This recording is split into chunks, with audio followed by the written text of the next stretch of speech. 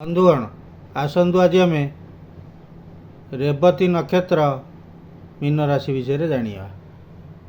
रेवती नक्षत्र 27/12 मीन राशि देखो ये एमती राशि चक्र थव मझी घरे 27/12 लिखाई थव एवं ये मीन राशि रे मीन घरे घरे चंद्र थव तेज जाना आपण रेवती नक्षत्र मीन राशि आपणकर रेवती नक्षत्र मीन राशि लोकंर सुंदर चेहरा आकर्षक चेहरा आधुनिक चेहरा आकर्षक आधुनिक वेशभूषा सब तब बहु लोकों भितर से माने बारी होइतबा लोक गोटे होइतबे से माने भारी भद्र जत्नशील से माने भक्त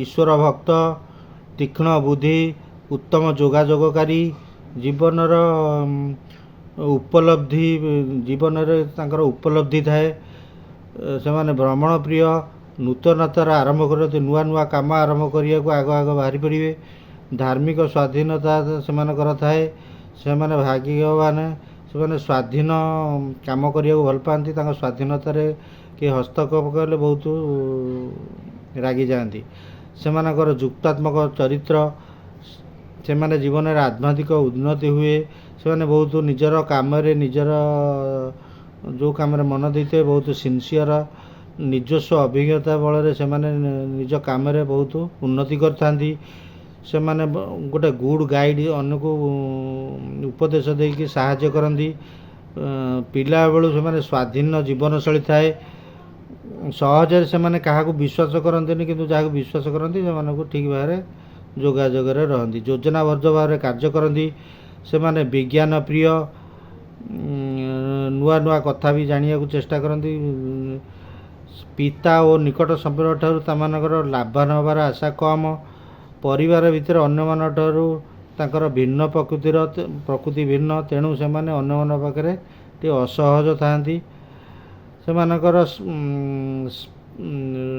स्वामी होते स्त्री उपर स्त्री होते स्वामी उपर गभीर प्रभाव थाए आउ भल संपर्क थाए द्वारा संपद उन्नति होता है आउ समाज और संपद रे से बहुत उन्नति करथांती नुआ नुआ काम करथांती विवाह जनित उत्सव उत्सव से बहुत आगुसार होती से संतानवान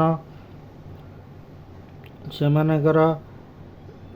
गोटे सुचतुर लोक सुभूषण लोक माने भल भल लुगा पिंधिया भल पाती लोक साहाय्य मार्ग से साहाय्य करती से हृदय बहुत नरम हृदय थाए तांकर विवाहटा भल वैवाहिक जीवन थाए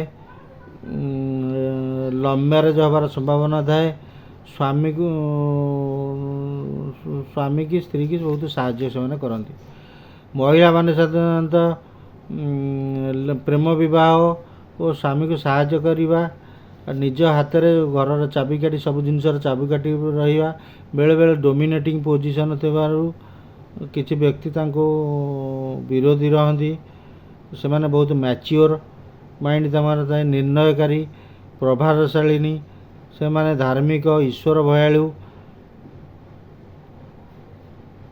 एवं परोपकारी परंपरावादी आकर्षक चेहरा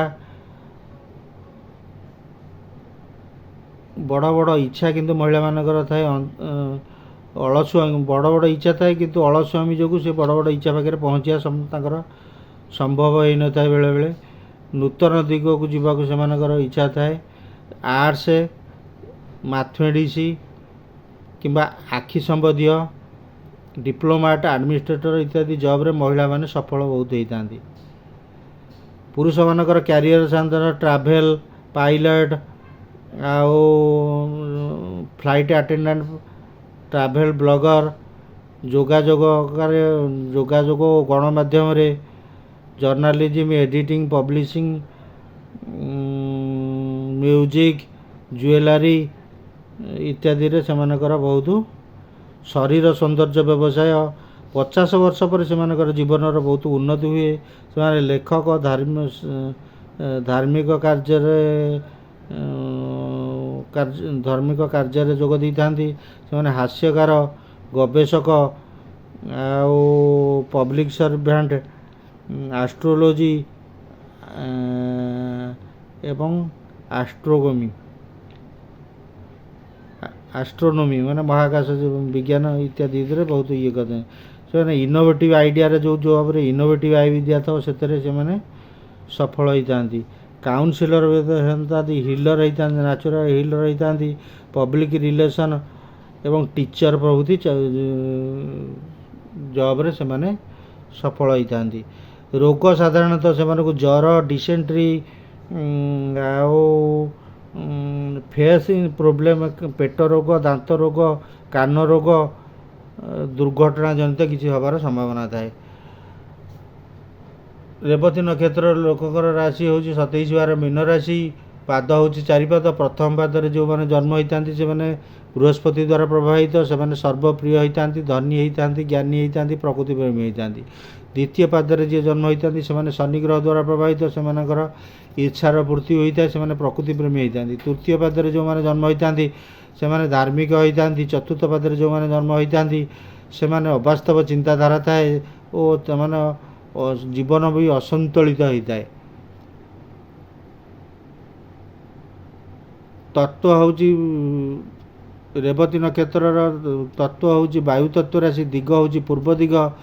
ଦେବତା ହେଉଛନ୍ତି ବିଷ୍ଣୁ।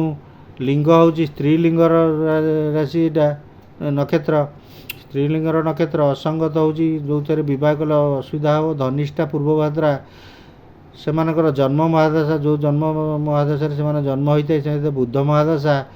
ଏମାନେ ଦେବତାଗଣ। ନାମ ତାଙ୍କର ଜାତକ ନାମ ସମସ୍ତ ଦେ, ଦୋ, ଚ, ଚିରେ ହେଇଥାଏ। ବାର ତାଙ୍କର ଶୁଭ ବାର ହେଉଛି ବୁଧ, ଗୁର, ଶନିବାର। ନାଡ଼ି ହେଉଛି କଫ ନାଡ଼ି। ରତ୍ନ ଏମରାଲ୍ଡ ଏବଂ ହୀରା ସେମାନେ ଲଗାଇ ପାରିବେ। ରଙ୍ଗ ଶୁଭ ରଙ୍ଗ ହେଉଛି ବ୍ରାଉନ୍। ଶୁଭ ଗ୍ରହ ହେଉଛି ବୁଧ। ଶୁଭ ତାରିଖ ହେଉଛି 3, 5, 12, 14, 21, 23, 30। ଶୁଭ ନମ୍ବର ହେଉଛି 3, 5। ଶୁଭ ଲେଟର ହେଉଛି DC। ଶୁଭ ମନ୍ତ୍ର ଯେଉଁ ମନ୍ତ୍ର ଅସୁବିଧା ବେଳେ ପଡ଼ିବ ବିଷ୍ଣୁ ସହସ୍ରନାମ ନାମ ଏବଂ କିଛି ଯୋଗ କରିବାକୁ ଅନୁରୋଧ। ବନ୍ଧୁଗଣ, ଯେଉଁମାନେ ଚ୍ୟାନେଲକୁ ସବସ୍କ୍ରାଇବ୍ କରିନାହାନ୍ତି ଅନ୍ୟ ଭିଡ଼ିଓ ଦେଖିବାକୁ ସବସ୍କ୍ରାଇବ୍ କରନ୍ତୁ, ଲାଇକ୍ କରନ୍ତୁ, ସେୟାର କରନ୍ତୁ। ଧନ୍ୟବାଦ।